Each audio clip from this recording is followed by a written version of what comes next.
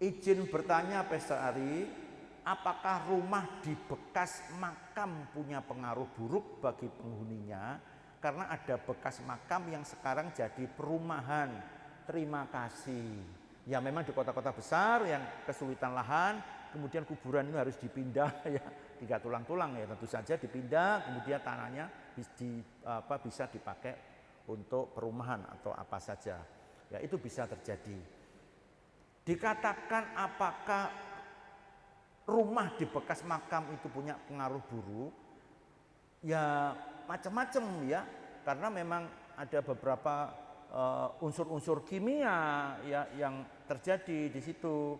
Ya itu tentu mempengaruhi lingkungan juga. Ada yang karena kalau itu kuburan sudah lama dan lain sebagainya, baru sudah diambil ya mungkin dan juga air tanah itu lebih dalam lagi atau apa ya, menemukan titik tanah air sehat, atau melalui kalau di daerah-daerah itu ada air dari pemerintah daerah ya, PDAM begitu ya, itu sehat, jadi tidak buruk. Tetapi karena kita berbicara tentang dunia roh ya, kembali lagi saya katakan why not ya, silahkan mau pakai. Saya bisa membuktikan bahwa kuburan itu jangan dipikir orang mati di sana kemudian banyak setannya, orang-orang mati pada di situ, enggak ada. Orang yang sudah meninggal, kembali saya katakan ada tempat yang Tuhan sediakan. Nah besok kita bahas itu ya, minggu depan ada 2 tempat yang berbeda, ini yang kita mau bahas ya. Enggak ada roh orang yang sudah meninggal, ada tempat.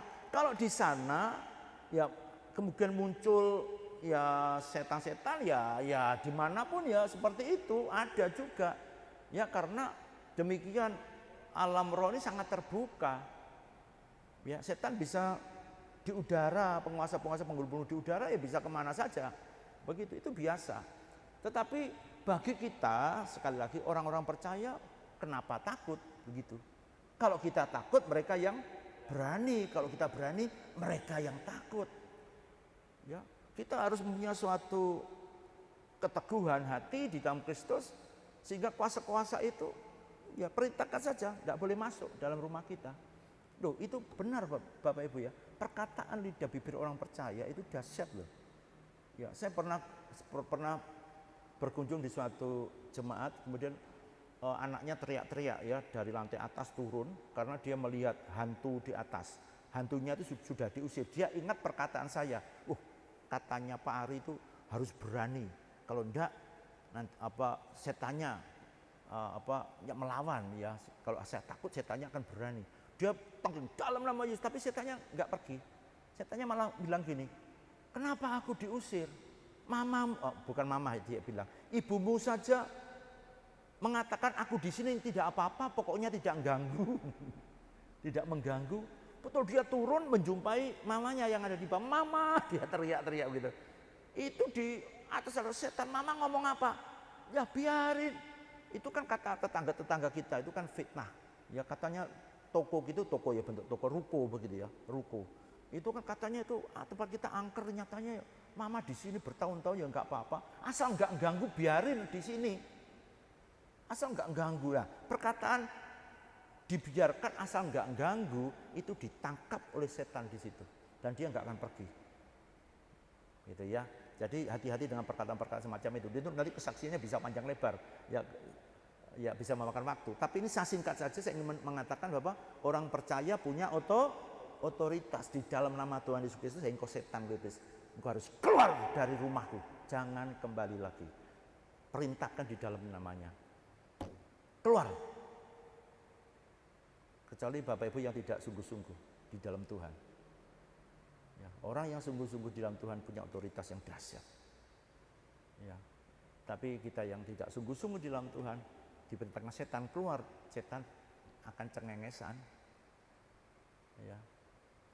Hati-hati ya berkata-kata ya, itu ditangkap seperti tadi kesaksian saya. Kemudian saya panggil itu saya dipanggil oleh ibunya ya, Pak tolong doakan. Ya yuk kita doa. Sekarang ibu cabut perkataan ibu ya. Engkau setan di dalam nama Tuhan Yesus Kristus, aku perintahkan keluar. Saya juga teriak keluar, jangan kembali lagi. Sudah clear, selesai ya. selesai. Itu memang anaknya memang seorang indigo, anaknya. Jadi sejak kecil dia memang sering melihat hal semacam itu. Tapi suatu ketika kemudian dia pelepasan juga ya, terima pelepasan. Ya, jadi dia melihat hal-hal yang semacam itu.